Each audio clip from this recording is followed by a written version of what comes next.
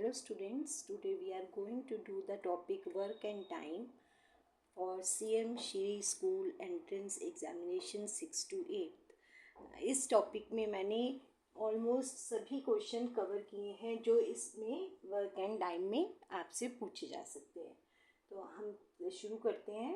First question is A can do a piece of work in 10 days. B can do same work in 15 days. How many days will they take to complete the work together?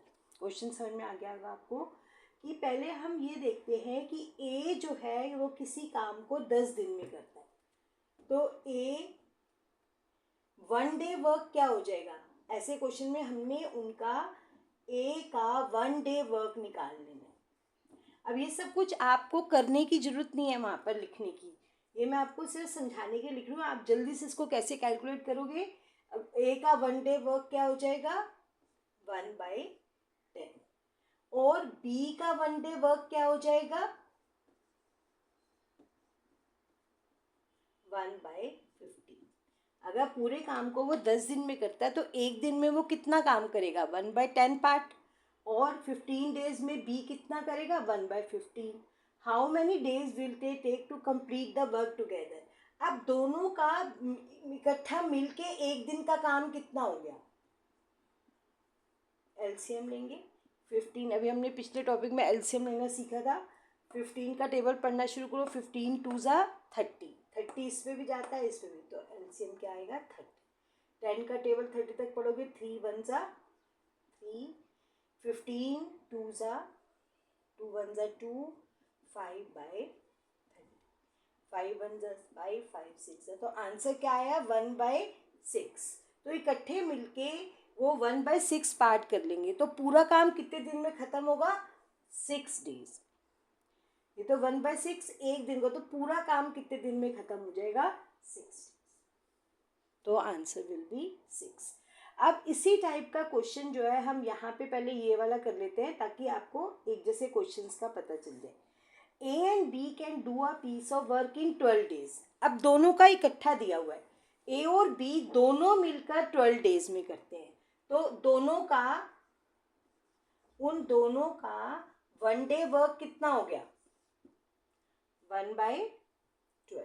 क्योंकि दोनों मिलके 12 दिन में ख़त्म कर रहे हैं तो 1 डे में कितना करेंगे? 1/12. A alone can do it in 80 days. A's 1 day work कितना हो गया? 1/80. तो दोनों का 1/12 है. A का 1/18 है. हमने किसका निकालना है? सिर्फ B का. तो इसमें हम क्या करेंगे? माइनस कर देंगे. 1/12 माइनस 1/18. एक इसका आसान तरीका बताऊँ. अगर आप एलसीएम से नहीं करना, एलसीएम से करना है तो एलसीएम से कर लो. 18 का टेबल पढ़ोगे. 18 1 ज़ा 18. 18 इसकी टेबल में नहीं आता. 18 2 ज़ा 36. 36 18 में भी आता है और इसमें भी आता है. तो एलसीएम क्या आ जाएगा? 36. 18 का टेबल 36 तक पढ़ो. 12 का टेबल 36 तक पढ़ेंगे. 12 3 ज़ा 3 1 ज़ा.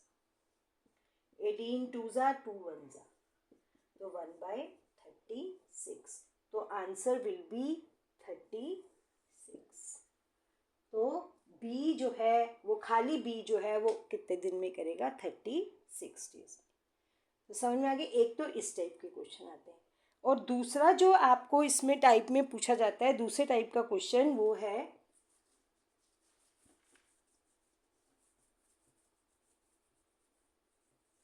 जैसे कि सेकेंड क्वेश्चन है 4 men can do a piece of work in 8 days. अब देखो यहाँ पर A and B ऐसे, इसमें क्या है? सिर्फ 4 आदमी जो हैं वो एक काम को कितने दिन में करते हैं? 8 दिन में. तो how many men are needed to complete the work in 2 days? ऐसे क्वेश्चन में हमारे पास दो चीज़ें हैं, men और days. अगर 4 men हैं तो डेज कितने लगते हैं? 8. और how many man are needed, how many man, तो ये हमने एक्स हम मान लेते हैं. हाउ मैनी मैन की जगह एक्स दिया. Needed to complete the work in 2 days. अगर हमें 2 दिन में काम खत्म कराना है तो कितने आदमी हमें लगाने पड़ेंगे? तो ऐसे क्वेश्चन में हम क्या करते हैं? 4 into 8 is equal to x into, इसको इससे मल्टीप्लाई, इसको इससे मल्टीप्लाई और दोनों को इक्वेट करता है।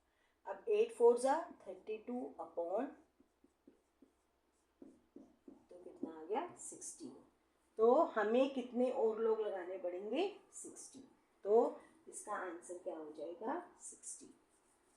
नाउ नेक्स्ट क्वेश्चन इज, पहले हम इस तरह का ये वाला क्वेश्चन करते हैं जो एक जैसे क्वेश्चन है। 5th क्वेश्चन हम पहले कर लेते हैं। 10 man can complete a job, वही मैन और यहाँ पर क्या है डेज। 10 मैन है और डेज कितने लग रहे हैं 15। हाउ मैनी डेज, अब इसमें डेज निकालने हैं। विल 5 मैन टेक, और मैन हमें दिए हुए, तो वही सेम करेंगे जैसे हमने पिछले क्वेश्चन किया था। 10 into 15 is equal to 5 into x. तो 10 into 15 upon 5 is equal to 30 is equal to x. तो क्या आंसर आ गया इसका 30। ठीक है, तो कितने 5 आदमी लग जाएंगे। देखो 10 आदमी थे तो 15 दिन में काम खत्म हो गया, और 5 है तो कितने दिन में करेंगे 30 डेज। ठीक है, तो यहाँ पे तो वैसे उससे भी क्लियर हो रहा था कि जब आदमी जो है वो मैन जो है अगर हाफ हो गए तो डेज क्या लगेंगे, नेचुरली डबल लगेंगे, ऐसे भी सोच सकते हो आप। बट कई, लेकिन करने का तरीका इसका यह है क्योंकि जरूरी नहीं कि हाफ हाफ ही हो, तो आप इसको इस तरीके this into this is equal to this into this करके आप एक्स की वैल्यू निकाल सकते हो। ठीक है, नाउ एक क्वेश्चन आपका रह गया, क्वेश्चन नंबर 3।